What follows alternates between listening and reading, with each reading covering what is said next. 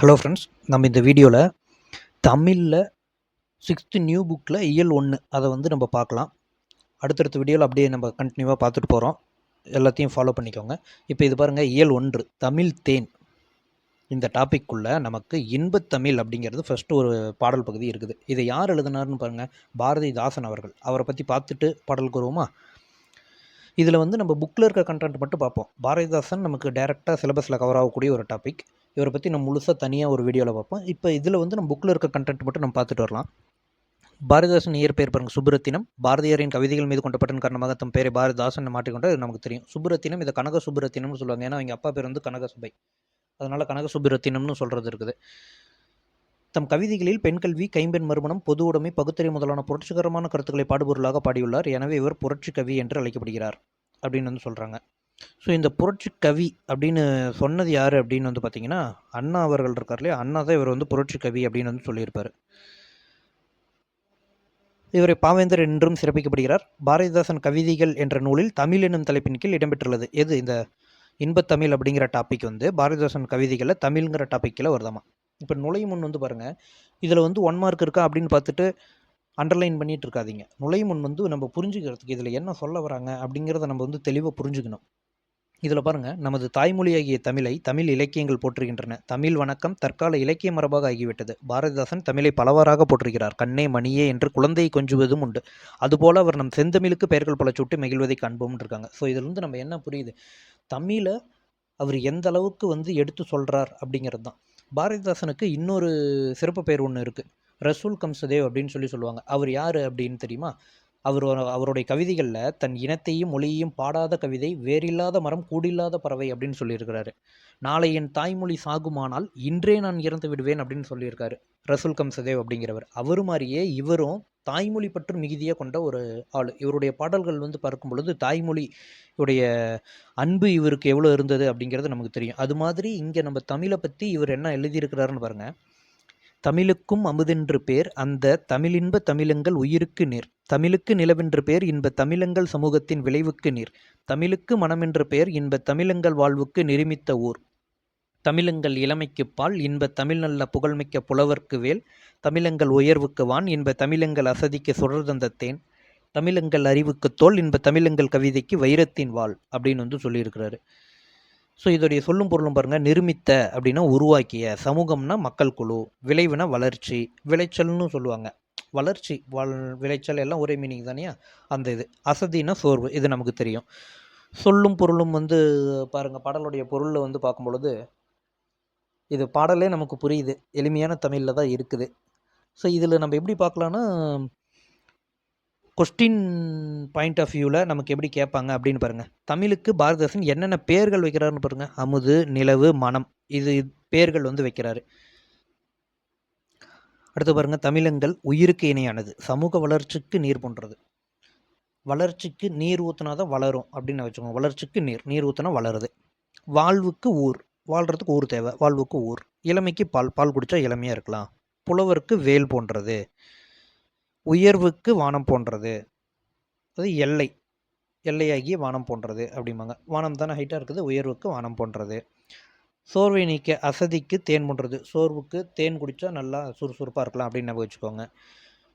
அறிவுக்கு தோல் போன்றது. கவிதைக்கு வைரம் போன்ற உறுதிமிக்க வாள் அப்படின்னு வந்து சொல்லியிருக்கிறாங்க. ஸோ இந்த மாதிரி கொஸ்டின் பாயிண்ட் ஆஃப் வியூவில் என்ன வரும் அப்படிங்கிறத தெரிஞ்சு வச்சுக்கோங்க. அடுத்தது இங்கே பாருங்கள், காசி ஆனந்தன் அவர்களுடைய ஒரு இது கொடுத்துருக்காங்க. தமிழே உயிரே வணக்கம், தாய்ப்பிள்ளை உறவமா உனக்கும் எனக்கும், அமிழ்தே நீ இல்லை என்றால் அத்தனையும் வாழ்வில் கசக்கும் புளிக்கும், தமிழே உன்னை நினைக்கும் தமிழன் நெஞ்சம் இனிக்கும் இனிக்கும். இவருமே தமிழை எந்த மாதிரியெல்லாம் சொல்லியிருக்காரு அப்படிங்கிறத படித்து பாருங்கள், இனிமையாக இருக்கும். இது எப்படி நம்ம ஞாபகம் வச்சுக்கலாம், உனக்கும் எனக்கும் கசக்கும் புளிக்கும் இந்த மாதிரி உம்னு வந்தால் அது காசி ஆனந்தன் அப்படின்னு ஞாபகம் வச்சுக்கோங்க. கொஸ்டின் பாயிண்ட் ஆஃப் வியூவில் இந்த லைன் கொடுத்து யார் ஆசிரியர் அப்படின்னு கேட்டால் காசி ஆனந்தன் அப்படின்னு போடணும்.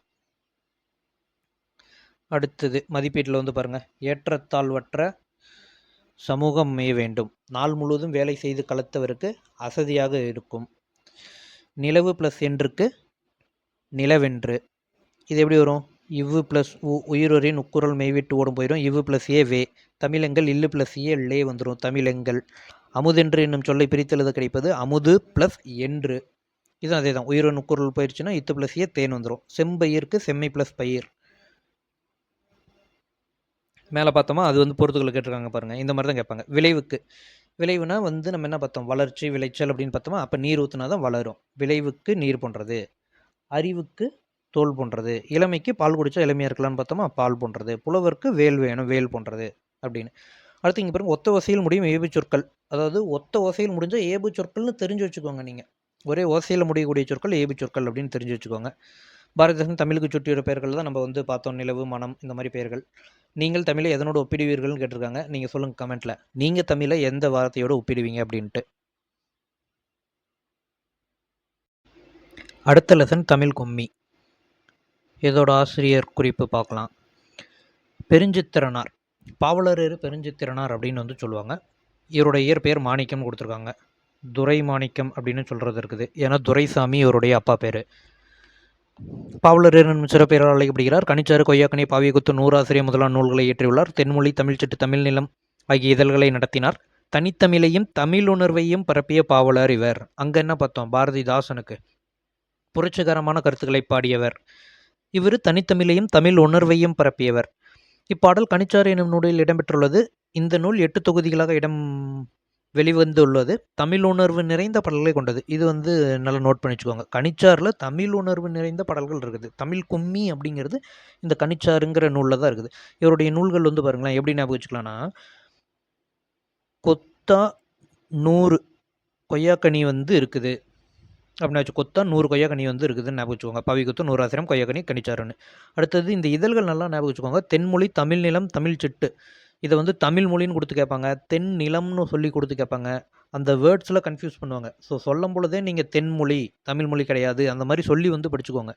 அப்போ தான் நல்லா மெமரியில் நிற்கும். ஸோ இப்போ பாடல் வந்து பார்க்குமா, பாடல் அதற்கு முன்னாடி நுழையும் முன் வந்து பாருங்கள். கூட்டமாக கூடி கும்மியடித்து படியாடுவது மகிழ்ச்சியான அனுபவம். கும்மியில் தமிழை போற்றியபடி ஆடுவது பெரும் மகிழ்ச்சி தருவதாகும். வாருங்கள், தமிழின் பெருமையை வாயார பேசலாம், காதார கேட்கலாம், இசையோடு பாடலாம், கும்மி கொட்டி ஆடலாம் அப்படின்னு சொல்லி கொடுத்துருக்காங்க. ஸோ கும்மி பாட்டு பாடல் பாருங்க. கொட்டுங்கடி கும்மி கொட்டுங்கடி, இளங்கொதையரை கும்மி கொட்டுங்கடி, நிலம் 8 திசையிலும் செந்தமிழின் புகழ் எட்டிடவே கும்மி கொட்டுங்கடி. ஊழி பல 100 கண்டதுவாம், மறி ஊற்றெனும் நூல் பல கொண்டதுவாம், பெரும் ஆழி பெருக்கிற்கும் காலத்திற்கும் முற்றும் அழியாமலே நிலை நின்றதுவாம். பொய்யகற்றும் உள்ள பூட்டருக்கும் அன்பு பூண்டவரின் இன்ப பாட்டிருக்கும், உயிர் மெய்ப்புகட்டும் அறமேன்மை கிட்டும் இந்த மேதினி வாழ்வழி காட்டியிருக்கும். அருமையான ஒரு பாடல். ஆழிப்பெருக்கு கடல்கோள், மேதினினா உலகம் தரும், ஊழினா நீண்டதொரு காலப்பகுதி, உள்ள பூட்டுனா உள்ளத்தின் அறியாமை, உள்ளத்தில் இருக்கக்கூடிய அறியாமை. ஓகேங்களா.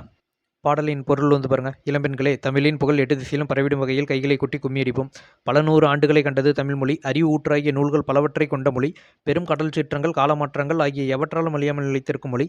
தமிழ் பொய்யை அகற்றும் மொழி. அது மனதின் அறியாமையை நீக்கும் மொழி. அன்புடைய பலரின் இன்பம் தரும் பாடல்கள் நிறைந்த மொழி. உயிர் போன்ற உண்மையை ஊட்டும் மொழி. உயர்ந்த அறத்தை தரும் மொழி. இந்த உலகம் சிறந்து வாழ்வதற்கான வழிகளை காட்டும் மொழி தமிழ் மொழி. அழகாக சொல்லியிருக்காரு பாருங்க. அதில் பாரதிதாசன் ஃபஸ்ட்டு இதில் தமிழில் வந்து என்னென்னலாம் சொன்னாருன்னு பார்த்தோம். இதில் பாவலரேறு பெருஞ்சித்திரனார் அவர்கள் என்னென்னலாம் தமிழில் சொல்லியிருக்கிறாருன்னு பார்த்தோம். அடுத்தது இங்கே ஒரு பாடல், வாணிதாசன் அவர்களுடைய ஒரு பாடல் வந்து கொடுத்துருக்காங்க பாருங்க. வான் தோன்றி வழி தோன்றி நெருப்பு தோன்றி, மண் தோன்றி மலை தோன்றி மலைகள் தோன்றி, ஊன் தோன்றி உயிர் தோன்றி உணர்வு தோன்றி, ஒளி தோன்றி வாழ்ந்த அந்நாள், தேன் தோன்றியது போல மக்கள் நாவில் செந்தமிழே நீ தோன்றி வளர்ந்தாய் வாழி அப்படின்னு சொல்லியிருக்காரு. இது வந்து தோன்றி தோன்றி தோன்றின்னு வந்தால் வாணிதாசன் அவர்களுடைய பாடல் அப்படின்னு ஞாபகம் வச்சுக்கோங்க. அடுத்தது, தாய்மொழியில் படித்தால் மேன்மை அடையலாம், தகவல் தொடர்பு முன்னேற்றத்தால் மேதினி சுருங்கிடுறது. மேதினின்னா என்ன பார்த்தோம், சொல்லும் பொருள் உலகம். செந்தமிழ், செம்மை ப்ளஸ் தமிழ், நல்லா பார்த்து போடுங்க, செம்மைன்னு போட்டுறாதீங்க, செம்மை ப்ளஸ் தமிழ். பொய் அகற்றும், பொய் ப்ளஸ் அகற்றும். அடுத்தது, பாட்டு ப்ளஸ் இருக்கும், பாட்டு இருக்கும். 8 + திசை 8 திசை இத்து வரணும். எண்ணு பெயர்கள்லேயே 8 10க்கு மட்டும்தான் 8 10க்கு மட்டும்தான் இந்த காசத்தப மிகும். வேறு எண்ணு பெயர்களுக்கு வந்து மிகாது. அது நோட் பண்ணி வச்சுக்கோங்க. வல்லின மிகும் மிக இலக்கணம் பார்க்கும்போது இதை நம்ம தெளிவாக பார்ப்போம், அப்போ பார்த்துக்கலாம். அடுத்த லெசன் வந்து வளர்தமிழ். ஸோ இதை வந்து நான் உங்களுக்கு ஒன்ஸ் வேகமாக சொல்லிவிட்டு இம்பார்ட்டன்ட் டாபிக் மட்டும் நிறுத்தி சொல்கிறேன். நீங்கள் ஒன்ஸ் வந்து படித்து பாருங்கள். உங்களுக்கு அப்போ தான் நான் ஈஸியாக வந்து புரிதல் வந்து இருக்கும். சரி, நுழையும் முன் வந்து பார்ப்போம். மூத்த தமிழ் மொழி என்றும் இளமையானது, எளிமையானது, இனிமையானது, வளமையானது, களத்திற்கேற்ப தன்னை தகுதிப்படுத்திக் கொள்வது, நினைக்கும் போதே நெஞ்சில் இனிப்பது, நம் வாழ்வை செழிக்க செய்வது, உலக செம்மொழிகளுள் ஒன்றாக விளங்கும் தமிழ் மொழியின் சிறப்புகளை அறியலாம் வாருங்கள் இருக்காங்க. ஸோ தமிழ் மொழி பல்வேறு சிறப்புகளுக்கு உரிய மொழி. அதை பற்றி நம்ம இங்கே சொல்ல வரானுங்க. என்னென்ன சொல்கிறாங்க அப்படிங்கிறத நம்ம பார்க்கலாம் இந்த இதில். மனித இன பரிணாம வளர்ச்சியின் சிறப்புகளில் ஒன்று மொழி. ஆப்வியஸாக நம்ம பரிணாம வளர்ச்சிகள் மனிதருடைய மிக சிறந்த கண்டுபிடிப்பு மொழி தான். அதை யாராலும் மறுக்க முடியாது. மனிதரை பிற உயிரினங்களிடமிருந்து வேறுபடுத்தியும் மேம்படுத்தியும் காட்டுவது மொழி. மொழி நாம் சிந்திக்க உதவுகிறது, சிந்தித்தை வெளிப்படுத்தவும் உதவுகிறது. பிறர் கருத்தை நாம் அறிய உதவுவதும் மொழியே. உலகில் 6000த்திற்கும் மேற்பட்ட மொழிகள் உள்ளன. ஸோ இது வந்து எங்கன்னு பார்த்தோம், உலகில் அந்த இது பார்த்து வச்சுக்கோங்க கரெக்டாக. இவற்றுள் சில மொழிகள் மட்டுமே பேச்சு வடிவம், எழுத்து வடிவம் இரண்டையும் பெற்றுள்ளன. உலக மொழிகள் பலவற்றுள் இலக்கண இலக்கிய வளம் பெற்று திகழும் மொழிகள் மிக சிலவே. அவற்றுள் செம்மிமிக்க மொழி என்று ஏற்றுக்கொள்ளப்பட்டவை சில மொழிகளே. தமிழ் மொழி அத்தகைய சிறப்பு மிக்க செம்மொழி ஆகும். தமிழ் இலக்கியங்கள் இனிமையானவை, ஓசை இனிமை, சொல் இனிமை, பொருள் இனிமை கொண்டவை. பல மொழிகள் கற்ற கவிஞர் பாரதியார் என்ன சொல்கிறாரு, யாமறிந்த மொழிகளிலே தமிழ் மொழி போல் இனிதாவதெங்கும் காணோம் அப்படிங்கிறார். இதுவே நம்ம வந்து ஒரே ஒரு மொழி தான் அவனுக்கு தெரியும், அதை வச்சுக்கிட்டு வந்து என் மொழி தான் பெருசு பெருசுன்னு சொன்னால் நம்ம நம்புவோமா? பல மொழி இவர் கற்றிருக்கிறாரு. அவர் சொல்கிறாரு யாமறிந்த மொழிகளிலே தமிழ் மொழி போல் இனிதாவது எங்கும் காணோம் அப்படின்னு. அப்போ நம்ம தமிழின் பெருமையை வந்து உணர முடியுது. மூத்த மொழி இதுலேயும் பாருங்க பாரதியார் என்ன சொல்கிறாருன்னு, என்று பிறந்தவள் என்று உணராத இயல்பினலாம் எங்கள் தாய் அப்படிங்கிறாரு. ஆமாம், நம்ம வந்து பாருங்க தொல்காப்பியம் தான் நமக்கு கிடைத்த மிக பழமையான நூல். அதுவே இலக்கண நூல். அதற்கு முன்னாடி இலக்கியங்கள் தோன்றியிருந்தால் தான் இலக்கணமே வந்திருக்க முடியும். அதை பற்றி டீட்டெயில் வந்து கொடுக்குறாங்க பாருங்கள். ஸோ அவ்வளோ பழமையான ஒரு மொழி. என்று பிறந்தவள் என்று உணராத இயல்பினலாம் அப்படின்னு சொல்கிறாரு. பாரதி தாயின் தொன்மையை பற்றி சொல்கிறாரு. இங்கே பாருங்கள் சொல்லியிருக்காங்க பாருங்கள், சாலைகள் தோன்றிய பிறகு சாலை விதிகள் தோன்றியிருக்கும், அதுபோல் இலக்கியம் தோன்றிய பிறகு அதற்குரிய இலக்கண விதிகள் தோன்றியிருக்க வேண்டும்.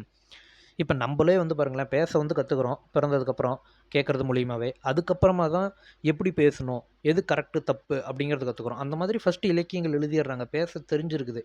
அதுக்கப்புறமா தான் நம்ம இலக்கண நூல் தொல்காப்பியம் வந்து அமைக்கிறோம். ஸோ ஒரு இலக்கண நூல் நம்ம கிடைச்சிருக்கு தொல்காப்பியம், அதுவே மிக பழமையான நூல். அதுக்கு முன்னாடி இலக்கியங்கள்லாம் பல தோன்றியிருந்தால் தான் அதை செம்மைப்படுத்துவதற்காக இலக்கணம் அமைச்சிருப்பாங்க. அப்போ அதுக்கு முன்னாடி எவ்வளோ காலத்துக்கு முன்னாடி தோன்றியிருக்கும் அப்படின்னு வந்து கற்பனை பண்ணி பாருங்களேன். அதான் பாருங்கள், இலக்கண பழமையான இலக்கணம் நூல் அப்படி என்றால் அதற்கு முன்னதாகவே தமிழ் இலக்கிய நூல்கள் இருந்திருக்க வேண்டும் அப்படின்னு சொல்கிறாங்க. இதனை கண்டு தமிழ் மொழி மிகவும் தொன்மையான மொழிங்கிற உணரலாம்ங்கிறாங்க. அடுத்து எளிய மொழிங்கிறாங்க. தமிழ் மொழி பேசும் படிக்கும் எழுதவும் உகந்த மொழி. உயிரும் மெய்யும் இணைவதால் தோன்றுபவை உயிர்மை எழுத்துக்கள்.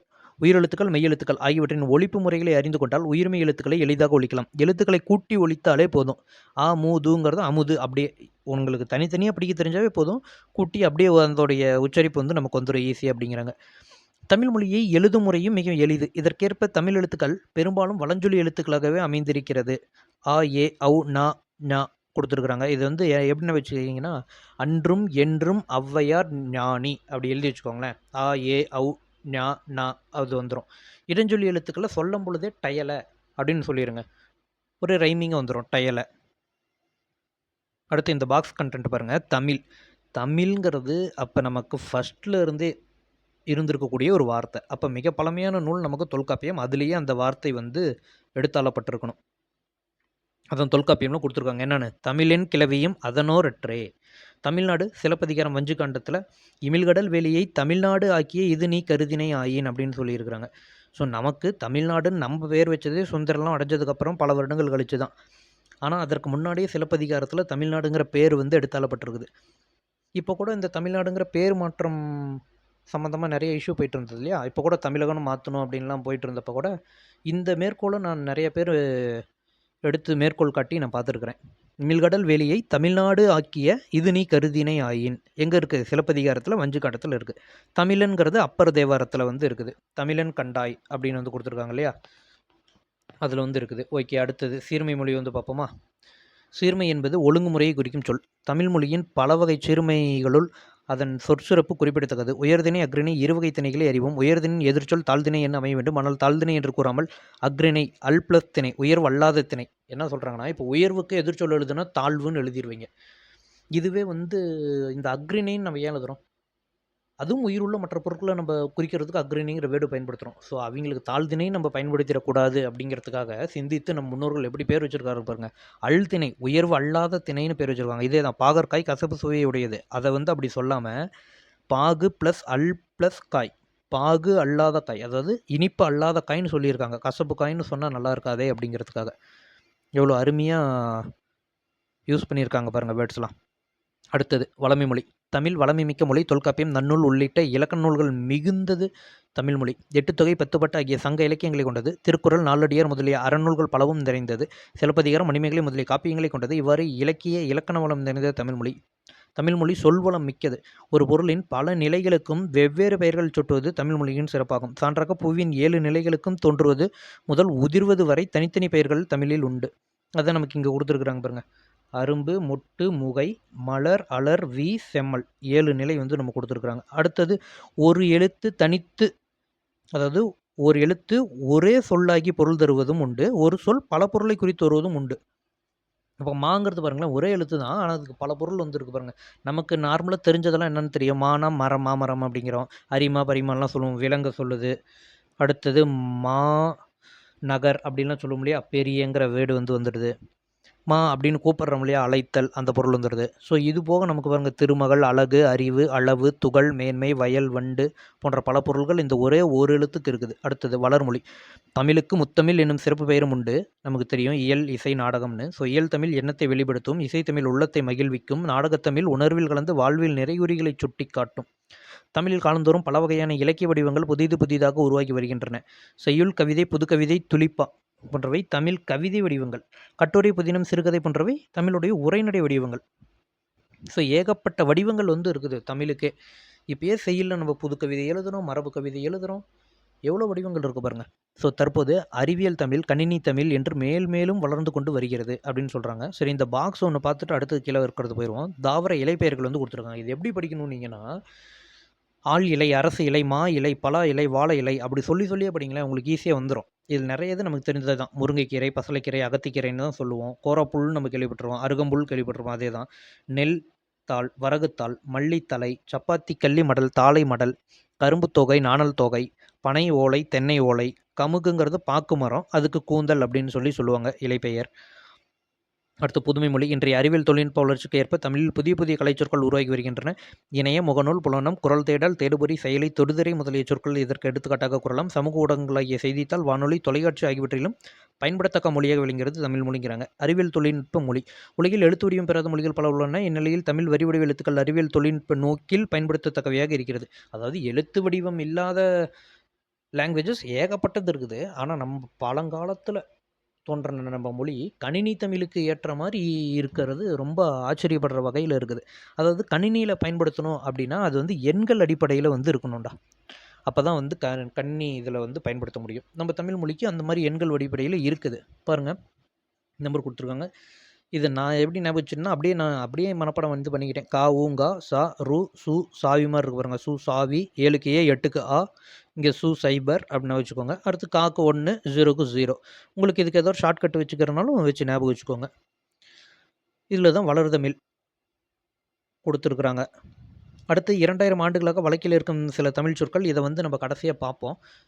புரிகிற மாதிரி பின்னாடி நான் தனியாக சொல்கிறேன். இதில் பாருங்கள், தனியாக எடுத்து நம்ம எழுதி வச்சுருக்கோம். இந்த மாதிரி தனியாக நோட் பண்ணி வச்சுக்கோங்க எல்லாமே எது இதில் இருக்குன்ட்டு. இப்போ இதை ஒரு ஷார்ட்கட் மாதிரி எல்லாம் ஞாபகம் வச்சுக்கலாமே. தொல்காப்பியத்துக்கு பாருங்கள் எப்படி ஞாபகம் வச்சுக்கிறீங்கன்னா, ஊர் உலகத்தில் இருக்கிற உயிர்கள் எல்லாம் அன்பாகவும் மகிழ்ச்சியாகவும் புகழோடும் இருக்கணும்னா சோம்பலை ஒழித்து முடிவுக்கு கொண்டு செல்லணும் அப்படின்னு ஞாபகம் வச்சுக்கோங்க. ஓகே, ஊரில் உலகத்தில் இருக்க உயிர்கள்லாம் அன்பாகவும் மகிழ்ச்சியாகவும் புகழோடும் இருக்குன்னா சோம்பலை ஒழித்து முடிவுக்கு கொண்டு செல்லணும் அப்படின்னு வச்சுக்கோங்க. குறுந்தொகை வந்து பார்த்திங்கன்னா எல்லாமே விலங்குகள் பேராக இருக்கும். இது எப்படி வச்சுக்கலாம்னா, பாம்பு, முதலை, மீன் எல்லாம் செஞ்சு சாப்பிட்ணும் அப்படிங்கிற மாதிரி ஞாபகம் வச்சுக்கோங்க. பாம்பு, முதலை, மீன் செய். பாம்பு, முதலை, மீன்லாம் செஞ்சு சாப்பிட்ணும். அகநானூறுக்கு வந்து பாருங்களேன், 400 ரூபாய்க்கு மருந்து வாங்கினேன் கோடை வெயிலுக்காக அப்படின்னு ஞாபகம் வச்சுக்கோங்க. அப்போ 400ங்கிறது அகநானூறு. அது மருந்து எங்கே சாப்பிடுவோம்? அகத்துக்கு தானே சாப்பிடுவோம். அப்போ 400 ரூபாய்க்கு மருந்து வாங்கினேன் கோடை வெயிலுக்காக. மருந்து கோடை வந்துடும். முருகன், திருமுருகாற்றுப்படையும் பெருநராற்றுப்படையும் பாருங்களேன், உலகத்தை குறிக்கக்கூடிய சொற்களாக தான் வந்து வரும். முருகர் வந்து உலகத்தை சுற்றி தான் நமக்கு பலம் வாங்கினார். இது வந்து நம்ம கதை எல்லாருக்குமே தெரியும். ஸோ அப்போ முருகாற்றுப்படை அப்படின்னாவே உலகம்.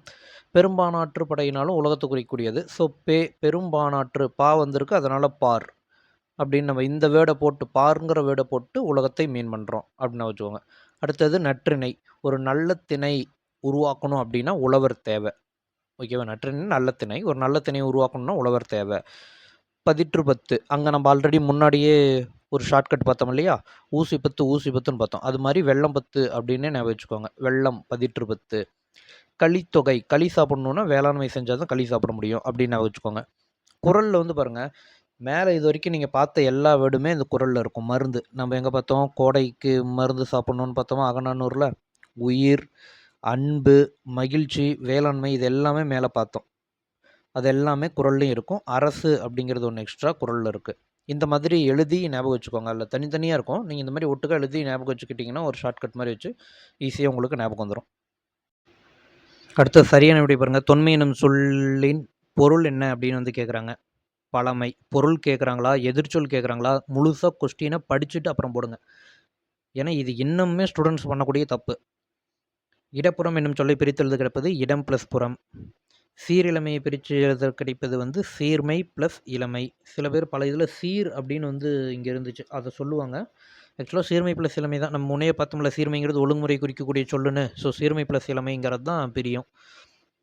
அடுத்தது சிலம்பு ப்ளஸ் அதிகாரம், சிலப்பதிகாரம், இது நமக்கு தெரியும். கணினி ப்ளஸ் தமிழுக்கு கணினி தமிழ் இத்து வரணும். தமிழ் மொழி போல் இனி இதாவதெங்கும் காணோம்னு பாடினவர் யார்? பாரதியார். பழமொழி கற்ற புலவர் பாரதியார். மா என்னும் சொல்லின் பொருள் நம்ம நிறையா பார்த்தோம். இங்கே வந்து விலங்கு இருக்குது, அதை நம்ம எழுதிக்கிறோம். நாம் சிந்திக்கவும் சிந்தித்ததை வெளிப்படுத்தவும் உதவுவது என்னது? மொழி. தமிழில் நமக்கு கிடைத்த மிக பழமையான இலக்கண நூல் வந்து என்னது? தொல்காப்பியம். மொழியை கண்ணில் பயன்படுத்த வேண்டுமானால் அது எண்களின் அடிப்படையில் இருக்கணும். எண்கள் அதன் அடிப்படையில் இருக்கணும் அப்படிங்கிறாங்க. அடுத்த லெசன் பாருங்கள், கனவு பழித்தது. இது ஒரு கடித வகையில் இருக்கக்கூடிய ஒரு லெசன். தமிழில் இயல் உண்டு, இசை உண்டு, நாடகம் உண்டு. இவை மட்டுமல்லாமல் அறிவியலும் உண்டு. தமிழுக்கு அறிவியல் புதிதல்ல. அன்று முதல் இன்று வரை அறிவியல் செய்திகளை இலக்கியங்கள் வாயிலாக வெளியிட்டிருக்கிறார்கள் நம் முன்னோர்கள். இலக்கியங்கள் கூறும் செய்திகளை அறிவோமான்னு சொல்லி இங்கே கடித முறையில் ஒரு அறிவியல் சிந்தனைகள், தமிழ் மொழியில் அறிவியல் சிந்தனைகள் அப்படின்னு நமக்கு சிலபஸ்லேயுமே அந்த டாபிக் இருக்குது. அதனால் இதை நல்லா கவனிங்க, உள்ள என்ன சொல்கிறாங்கன்னு அறிவியல் கருத்து. ஸோ இதில் அப்படியே படித்து பாருங்கள், அதெல்லாம் சிம்பிளாக தான் இருக்கும். நம்ம இங்கேருந்து போகோமே, தொல்காப்பியத்தில் வந்து சொல்கிற இது வந்து கொடுத்துருக்காங்க பாருங்கள். நிலம், நீர், நெருப்பு, காற்று, ஆகாயம் என்னும் 5ம் கலந்தது உலகம். பாருங்கள் கீழே கொடுத்துருக்காங்களா? நிலம், தீ, நீர், வளி, விசும்போடு 5ம் கலந்த மயக்கம் உலகம் ஆதலின். மயக்கம்னா கலவை. இந்த 5ம் கலந்தது உலகம்னு தொல்காப்பியத்தில் அப்போவே சொல்லியிருக்கிறாரு. ஓரறிவு முதல் 6 அறிவு வரை வகைப்படுத்தியும் காட்டியிருக்கிறாரு. எது எதுக்கு ஓரறிவு, எது எதுக்கு 2, எதுக்கு 6 அறிவு அப்படியெல்லாம் சொல்லியிருக்காரு. அடுத்தது கடல் நீர் ஆவியாகி மேகமாகும், பின்னர் மேகம் குளிர்ந்து மழையாக பொழியும் அப்படிங்கிறத பழந்தமிழ் இலக்கியங்கள் பல இலக்கியங்கள் சொல்லியிருக்கு. முல்லைப்பாட்டு, பரிபாடல், திருக்குறள், கார் 40, திருப்பாவை. இதில் நமக்கு எக்ஸாம்பிளாக கார் 40 வந்து கொடுத்துருக்காங்க பாருங்கள். கடல் நீர் முகந்த கமஞ்சூல் எழிலி.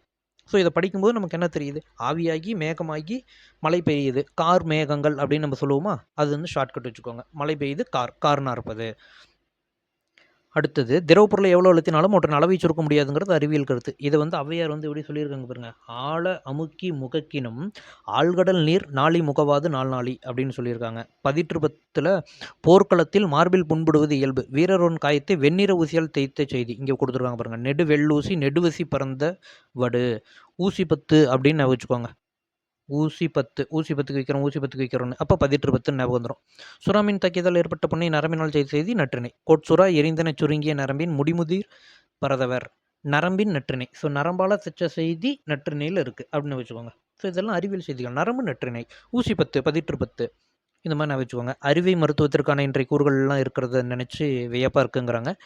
அடுத்த தொலைவில் பொருளின் உருவத்தை அருகில் தோன்ற செய்ய முடியும். அறிவியலர் கலீலியோ சொன்ன இந்த கருத்து. இதை திருவள்ளுவமலையில் கபிலர் சொல்லியிருக்காரு அப்போவே. என்னன்னு?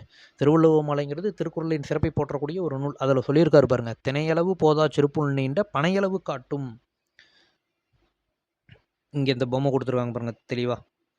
ஒரு புள்ளின் நுனியில் இருக்கக்கூடிய நீர்த்துளையில் அவ்வளோ பெரிய பனை மரத்தோட முழு உருவம் தெரியுங்கிற மாதிரி கொடுத்துருக்குறாங்க. அறிவியல் கருத்து அப்போவே சொல்லியிருக்காரு. அடுத்தது தமிழில் பயின்ற அறிஞர்கள் கொடுத்துருக்காங்க பாருங்க. நம்மளுடைய முன்னாள் குடியரசுத் தலைவர் ஐயா அப்துல் கலாம் அவர்கள், இஸ்ரோவுடைய அறிவியல் அறிஞர் மயில்சாமி அண்ணாதுரை அவர்கள், டாக்டர் சிவன் இஸ்ரோவின் தலைவர் அவர்கள். இவங்கெல்லாம் தமிழில் படித்து அறிவியல் அறிஞரானவங்க தான். தமிழில் படித்து சாதித்தவங்க இவங்க எல்லாமே. அடுத்தது இலக்கணம் பாருங்க. தமிழ் எழுத்துக்களின் வகையும் தொகையும் கொடுத்துருக்காங்க. உலகில் உள்ள ஒவ்வொரு பொருளையும் மனிதன் உற்று நோக்கினான், அவற்றின் இயல்புகளை அறிந்து கொண்டான், இவ்வாறே மொழியும் ஆழ்ந்து கவனித்தான், மொழியை எவ்வாறு பேசும் எழுதும் வேண்டும் என்பதை வரையறை செய்தான். இதை தான் நம்ம அங்கே பார்த்தோமா, தொல்காப்பியம் எப்படி தோன்றுச்சுன்னு, முன்னாடி இலக்கியங்கள் தோன்றி இருக்கணும், அதுக்கப்புறம் அதை ஒழுங்குபடுத்தணும் அப்படிங்கிற நோக்கில் இலக்கணங்கள் வகுத்திருப்பாங்க அப்படிங்கிறத பார்த்தோம். அதை தான் சொல்லியிருக்காங்க. தமிழ் மொழியின் இலக்கண வகைகள், இது வந்து கொஸ்டின் கேட்பாங்க. தமிழ் மொழியின் இலக்கண வகைகள் எத்தனைன்னு கேட்பாங்க. 5. என்னென்ன இருக்குது? எழுத்து இலக்கணம், சொல்லிலக்கணம், பொருள் இலக்கணம், யாப்பிலக்கணம், அணி இலக்கணம். இதில் நம்ம எழுத்து அப்படிங்கிறத பற்றி மட்டும் பார்ப்போம்.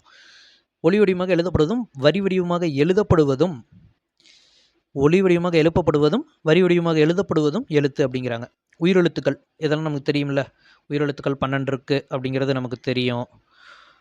அடுத்தது குறில் நெடில் எழுத்துக்கள் பற்றி சொல்லியிருக்காங்க. இதெல்லாம் பேசிக்ஸ்னால டக்கு டக்குன்னு நம்ம போகலாம். குறுகி ஒலிக்கக்கூடிய எழுத்துக்கள் குறில் எழுத்துக்கள், நெடில் எழுத்துக்கள்ங்கிறது நீண்டு ஒலிக்கக்கூடிய எழுத்துக்கள். இவற்றின் கால அளவை கொண்டு தான் குறில் நெடில், அதாவது குறில் நெடில்னு எப்படி சொல்கிறோம், அது ஒலிக்கக்கூடிய ஒலிப்புக்கான அந்த கால அளவு, அந்த வேறுபாடை வச்சு தான் இது குறில் எழுத்துக்கள் நெடில் எழுத்துக்கள் அப்படின்னு சொல்கிறாங்க. அதை வந்து மாத்திரை அப்படின்னு சொல்லுவாங்க. ஒரு மாத்திரைங்கிறது ஒரு முறை கண்ணிமைக்கவோ ஒரு முறை கை நொடிக்கவோ ஒரு சொடக்க போடுற நேரம், அதுதான் வந்து ஒரு மாத்திரைங்கிறது. குறில் எழுத்தை ஒலிக்க ஒரு மாத்திரை அளவும், நெடில் எழுத்துக்களை ஒலிக்க 2 மாத்திரை அளவும் தேவைப்படுங்கிறாங்க. மெய் எழுத்துக்கள், மெய்னா உடம்புங்கிற பொருள்படும். அதாவது இதை மெய் எழுத்துக்களை ஒலிக்க உடல் இயக்கத்தின் பங்கு இன்றியமையாதது அப்படிங்கிறாங்க. நமக்கு தெரியும் 18 மெய் எழுத்துக்கள் இருக்குது அப்படின்ட்டு. இதை வந்து 3ஆக வந்து பிரிப்பாங்க. வல்லினம், மெல்லினம், இடையினம்ன்ட்டு. மெய் எழுத்துக்களுக்கு எவ்வளோ? அரை மாத்திரை. அங்கே பார்த்தோம், குறிலுக்கு 1, நெடிலுக்கு 2, மெய் எழுத்துக்களுக்கு அரை மாத்திரை. இவருங்க கசட தவறன்னு சொல்லுவோமா, 6ம் வன்மையாக ஒலிக்குது.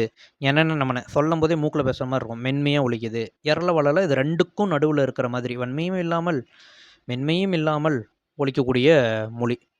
அடுத்து உயிர்மெய். உயிர்மெய்ங்கிறது மெய்யெழுத்துக்கள் 18ம் இந்த உயிரெழுத்துக்கள் 12ம் சேர்ந்து 216 எழுத்துக்கள் மொத்தம் இருக்கும். இங்கே என்ன சொல்லியிருக்காங்க, மெய்யுடன் உயிர்குறில் செல்வதால் உயிர்மெய்ர் கூறிலும் நெடில் உயிர் நெடில் சேர்ந்தால் நெடில், அதாவது என்ன சொல்கிறான்னா இக்கு ப்ளஸ் ஆ கா, இதே ஆ போட்டால் கா வருமா, அதுதான் மெய்யோட ஒரு குறில் சேர்ந்து குறில் உயிர்மெய்யும், ஆ போட்டால் கான்னு வரும். நெடில் சேர்ந்தால் நெடில் உயிர்மெய்யும் ஏற்படுகிறது. அது மாதிரி உயிர்மெய் குறில் உயிர்மெய் நெடில்னு உயிர்மெய் எழுத்துக்கள்லையும் 2 வகை இருக்குங்கிறாங்க. ஆயுத எழுத்து அக்கு நமக்கு தெரியும். ஆயுத எழுத்தை ஒலிக்க ஆகும் கால அளவும் அந்த மெய் எழுத்துக்களை ஒலிக்கவும் அரைமாத்திரை, ஆயுத எழுத்தை ஒலிக்க ஆகும் கால அளவும் அரைமாத்திரை தான். உங்கள் பெயர் கபிலரை வந்து பிரித்து காட்டியிருக்காங்க. காங்கிறது ஒரு மாத்திரை, பி லா இதெல்லாம் ஒரு மாத்திரை, இருங்கிறது மெய் எழுத்து அரை மாத்திரை, 3 மாத்திரை. உங்கள் பெயர் என்ன அப்படின்னு கமெண்ட்டில் போட்டு உங்களுடைய பெயருக்கான மாத்திரை அளவு என்னன்னு சொல்லுங்கள் பார்க்கலாம். அடுத்தது உயிரெழுத்தில் தொடங்கும் 2 மாத்திரை அளவுள்ள சொல்லுன்னு கேட்டிருக்கானுங்க. அது இது 1 இது 1 2 வந்துருச்சு பாருங்கள். 2 மாத்திரை அளவுள்ள ஓரெழுத்து சொல்லுன்னு கேட்குறாங்க. இல்லைன்னா மேலே பார்த்தோம் மான்னு கூட பார்த்தோம், அதுவும் வந்து ஓரெழுத்து சொல்ல 2 மாத்திரை அளவு. ஆயுத எழுத்து இடம்பெறும் 2 மாத்திரைங்கிறது எஃகு அப்படின்னு எழுதலாமா. ஸோ இது 1 இது கரை. இது வந்து குற்றியல் உகரமில் வந்து வரும். அது கான்செப்ட் என்னன்னு நம்ம இலக்கணம் படிக்கும்போது நான் உங்களுக்கு தெளிவாக சொல்கிறேன். இப்போதைக்கு தெரிஞ்சு வச்சுக்கோங்களேன் எக்குன்ட்டு. நம்ம அங்கே படிக்கும்போது உங்களுக்கு இங்கே எப்படி இது வந்து 2 மாத்திரைங்கிறது உங்களுக்கு புரியும்.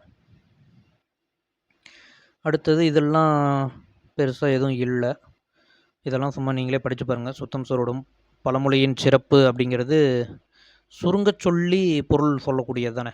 சுருக்கமாக சொல்லி அதுக்கு நமக்கு பொருள் இது பண்ணுறது, இந்த மாதிரி அது மேலே பற்றி படித்து பார்த்தீங்கன்னா கீழே உங்களுக்கு வந்துடும் ஆன்சரு. இதெல்லாம் பாருங்கள், கரும்புக்கு கரு, இது கவிதைக்கு கதை கவி, இந்த மாதிரி எழுத சொல்லியிருக்காங்க. இதெல்லாம் சும்மா படித்து பாருங்கள் உங்களுக்கு புரியும். அடுத்தது கீழே வந்துடலாம் நம்ம. இங்கே பாருங்கள், கலைச்சொல்கள். கிளாக் வைஸ் வலஞ்சொலி, ஆன்டி கிளாக் வைஸ் இடஞ்சொலி, இன்டர்நெட் இணையம், வாய்ஸ் சர்ச் குரல் தேடல், சர்ச் இன்ஜின் தேடுபொறி, டச் ஸ்க்ரீன் தொடுதிரை, ஃபேஸ்புக் முகநூல், ஆப்புங்கிறது செயலி, வாட்ஸ்அப் புலனம், இமெயில் வந்து மின்னஞ்சல். ஸோ இதை நீங்கள் எப்படி படிக்கிறீங்கன்னு வச்சுக்கோங்களேன். ஃபஸ்ட் டைம் படிக்கும்போது இந்த தமிழ் எழுத்துக்களை மறைச்சிக்கிட்டு இங்கிலீஷ் வார்த்தைகளை சொல்லி அதுக்கான தமிழ் வார்த்தைகளை சொல்லி பாருங்கள். இன்னொரு டைம் படிக்கும்போது இங்கிலீஷ் வார்த்தைகளை மறைச்சிக்குவாங்க, தமிழ் எழுத்துக்களை சொல்லி அதற்கான இங்கிலீஷ் வார்த்தைகள் என்னென்னு சொல்லி பாருங்கள். இப்படி மாற்றி மாற்றி சொன்னீங்கன்னா தான் எளிமையாக மனதில் வந்து பதியும். ஓகே ஃப்ரெண்ட்ஸ், ஏஎல் 1 வந்து முடிச்சிட்டோம். அடுத்தது இதே மாதிரி நம்ம கண்டினியூஸாக எல்லா ஏழுக்குமே பார்ப்போம். நன்றி. சேனலை சப்ஸ்கிரைப் பண்ணாதவங்க சப்ஸ்கிரைப் பண்ணிக்கோங்க. தேங்க்யூ.